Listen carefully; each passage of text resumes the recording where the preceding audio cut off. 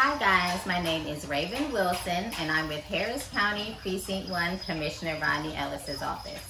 So today I'm going to be talking to you about a type of aquatic toad that is found in the water. It can be found in places like Suriname, it can be found in Bolivia, and even can be found in the waters in Brazil, but you won't find these guys here around in the ponds that we have. And so the animal that I'm talking about is called a Pipa. And so you can get a good look at it. You can see that it's a pretty flat animal, which is good for him.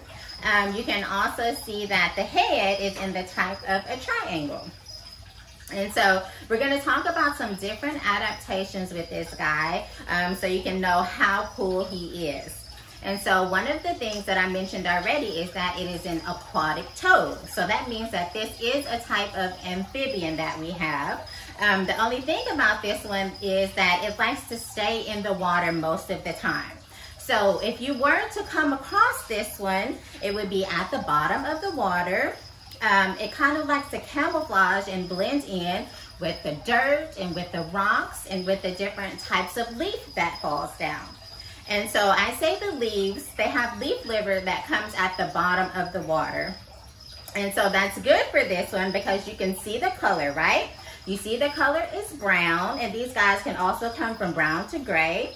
And then you'll also see again that the head is in the type of a triangle. So if it was at the bottom of the water, you probably wouldn't be able to tell if you were looking at this toad or if you were looking at a leaf that's just fallen from the tree.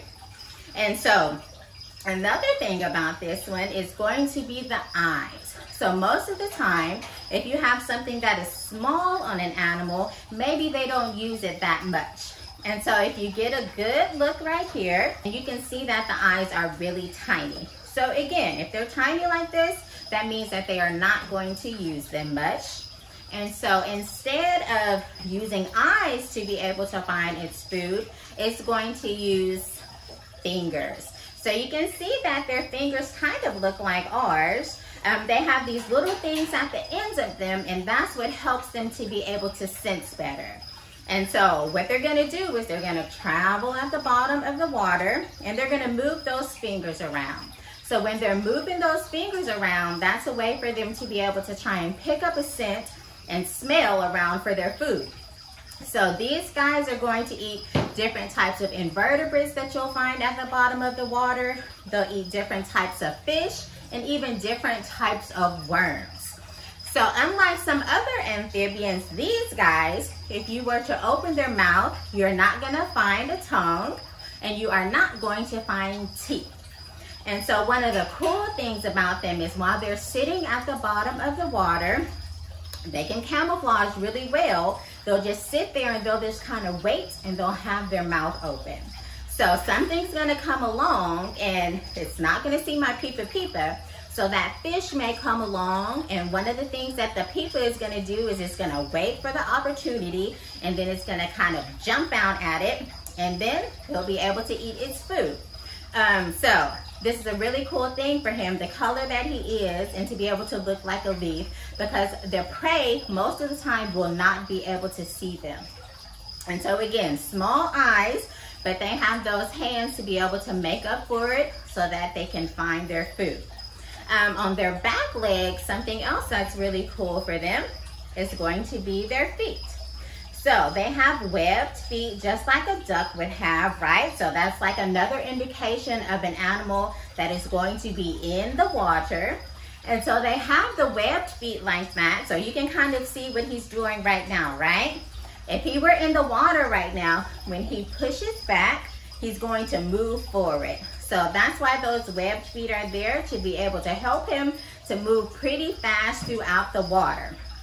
Now, we talked about how this is an amphibian, and amphibians are really, really important for us to have because they help tell us about our environment. So we call amphibians environmental indicators, which again, just helps us to indicate our environment. So if we see a lot of frogs and toads or salamanders around, that is a good thing. That tells us that we have some pretty clean air, we have some pretty clean water that is around. So we want to have these amphibians around so we know that, hey, our area is doing pretty good, right? But if we don't see a lot of toads or amphibians, then that can maybe tell us that there's something going on with our air or something going on with our water, and maybe we need to take a little bit of a closer look so we can try and bring these creatures to, back around to where we are. And so I hope you enjoyed the information on our Pipa.